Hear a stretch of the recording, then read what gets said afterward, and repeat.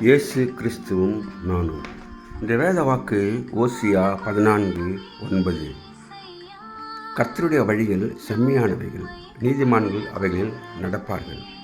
ஓசியா 14:9. அன்பான சகோதர சகோதரிகளே, ஆண்டவருடைய வழிகள் செம்மையான வழிகள். ஆண்டவர் நேர்மையாக நடக்கின்றவராக இருக்கின்றார். அவர் அநியாயத்தின் தேவன் அல்ல. அதனாலே நாம் நம்முடைய வழிகளை சீர்தூக்கி பார்த்து நேர்மையாக, ஆண்டவருக்கு பிரியமாக, உண்மையாக நடக்க வேண்டும் என்று அவர் விரும்புகின்றார்.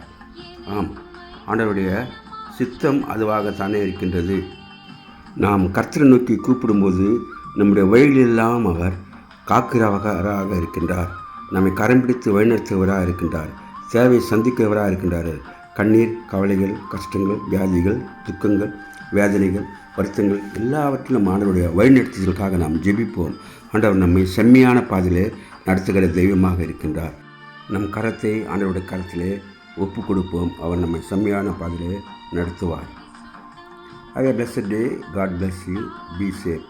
Take care. Please give your heart to God, your hand to man. Subscribe, like and share it. Thanks for watching.